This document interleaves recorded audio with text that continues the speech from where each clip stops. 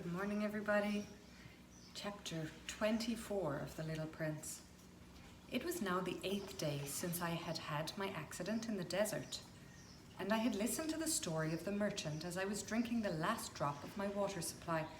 "Ah," I said to the little prince, "these memories of yours are very charming, but I have not yet succeeded in repairing my plane. I have nothing more to drink, and I too should be very happy if I could walk at my leisure towards a spring of fresh water." "My friend the fox," the little prince said to me, "my dear little man, this is no longer a matter that has anything to do with the fox." "Why not?" "Because I am about to die of thirst." He did not follow my reasoning, and he answered me, "It is a good thing to have a friend even if one is about to die. I, for instance, am very glad to have a fox as a friend." "He has no way of guessing the danger," I said to myself. "He has never been either hungry or thirsty. A little sunshine is all that he needs." But he looked at me steadily and replied to my thought, "I am thirsty too. Let us look for a well." I made a gesture of weariness. It is absurd to look for a well at random in the immensity of the desert, but nevertheless we started walking. When we had trudged along for several hours in silence, the darkness fell and the stars began to come out. Thirst had made me a little feverish, and I looked at them as if I were in a dream. The little prince's last words came reeling back in my memory. "Then you are thirsty too?" I demanded. But he did not reply to my question. He merely said to me, "Water may also be good for the heart." I did not understand this answer, but I said nothing. I knew very well that it was impossible to cross-examine him. He was tired. He sat down. I sat down beside him, and after a little silence, he spoke again. "The stars are beautiful because of a flower that cannot be seen." I replied, "Yes, that is so." And without saying anything more, I looked across the ridges of sand that were stretched out before us in the moonlight. "The desert is beautiful," the little prince added. And that was true. I've always loved the desert. One sits down on a desert sand dune, sees nothing, hears nothing. Yet through the silence something throbs and gleams. "What makes the desert beautiful," said the little prince, "is that somewhere it hides a well." I was astonished by a sudden understanding of that mysterious radiation of the sands. When I was a little boy, I lived in an old house, and legend told us that a treasure was buried there. To be sure, no one had ever known how to find it. Perhaps no one had ever even looked for it. But it cast an enchantment over that house. My home was hiding a secret in the depths of its heart. "Yes," I said to the little prince, "the house, the stars, the desert. What gives them their beauty is something that is invisible." "I'm glad," he said, "that you agree with my fox." As the little prince dropped off to sleep, I took him in my arms and set out walking once more. I felt deeply moved and stirred. It seemed to me that I was carrying a very fragile treasure. It seemed to me even that there was nothing more fragile on all the earth. In the moonlight, I looked at his pale forehead, his closed eyes, his locks of hair that trembled in the wind, and I said to myself, "What I see here is nothing but a shell. What is most important is invisible." As his lips opened slightly with the suspicion of a half-smile, I said to myself again, "What moves me so deeply about this little prince who is sleeping here is his loyalty to a flower, the image of a rose that shines through his whole being like the flame of a lamp, even when he is asleep. And I felt him to be more fragile still. I felt the need of protecting him, as if he himself were a flame that might be extinguished by a little puff of wind. And as I walked on so, I found the well at daybreak.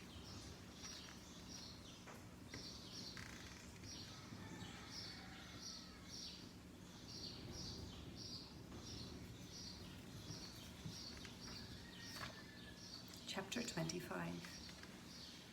"Men," said the little prince, "set out on their way in express trains, but they do not know what they are looking for. Then they rush around, get excited, and turn around and round." And he added, "It is not worth the trouble." The well that we had come to was not like the wells of the Sahara. The wells of the Sahara are mere holes dug in the sand. This one was like a well in a village. But there was no village here, and I thought I must be dreaming. "It is strange," I said to the little prince. "Everything is ready for use. The pulley, the bucket, the rope." He laughed, touched the rope, and set the pulley to working. And the pulley moaned like an old weather vane which the wind had long since forgotten. "Do you hear?" said the little prince. "We have wakened the well, and it is singing." I did not want him to tire himself with the rope. "Leave it to me," I said. "It is too heavy for you." I hoisted the bucket slowly to the edge of the well and set it there, happy, tired as I was, over my achievement. The song of the pulley was still in my ears, and I could see the sunlight shimmer in the still, trembling water. "I'm thirsty for this water," said the little prince. "Give me some of it to drink." And I understood what he had been looking for. I raised the bucket to his lips. He drank, his eyes closed. It was as sweet as some special festival treat. This water was indeed a different thing from ordinary nourishment. Its sweetness was born of the walk under the stars, the song of the pulley, the effort of my arms. It was good for the heart, like a present. When I was a little boy, the lights of the Christmas tree, the music of the midnight mass, the tenderness of smiling faces used to make up so the radiance of the gifts I received. "The men where you live," said the little prince, "raise 5,000 roses in the same garden, and they do not find in it what they are looking for."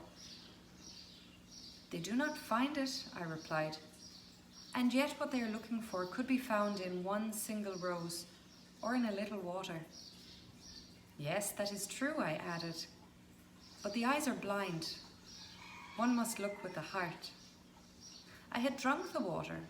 I breathed easily. At sunrise, the sand is of the colour of honey, and that honey colour was making me happy too. What brought me then? This sense of grief. "You must keep your promise," said the little prince softly as he sat down beside me once more. "What promise?" "You know, a muzzle for my sheep. I'm responsible for this flower." I took my rough drafts of drawings out of my pocket. The little prince looked them over and laughed as he said, "Your baobabs, they look a little like cabbages." "Oh, I had been so proud of my baobabs." "Your fox, his ears look a little like horns, and they are too long." And he laughed again. "You are not fair, little prince," I said. "I don't know how to draw anything except boa constrictors from the outside and boa constrictors from the inside." "Oh, that will be all right," he said. "Children understand." So then I made a pencil sketch of a muzzle. And as I gave it to him, my heart was torn. "You do have plans that I do not know about?" I said. But he did not answer me. He said to me instead, "You know, my descent to the earth, tomorrow will be its anniversary."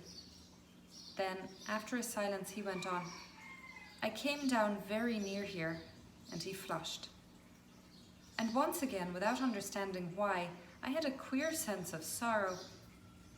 One question, however, occurred to me. "Then it was not by chance that on the morning when I first met you, a week ago, you were strolling along like that, all alone, 1,000 miles from any inhabited region? You were on your way back to the place where you landed?" The little prince flushed again, and I added with some hesitancy, "Perhaps it was because of the anniversary?" The little prince flushed once more. He never answered questions, but when one flushes, does that not mean yes? "Ah," I said to him, "I'm a little frightened." But he interrupted me. "Now you must work. You must return to your engine. I will be waiting for you here. Come back tomorrow evening." But I was not reassured. I remembered the fox. One runs the risk of weeping a little if one lets himself be tamed.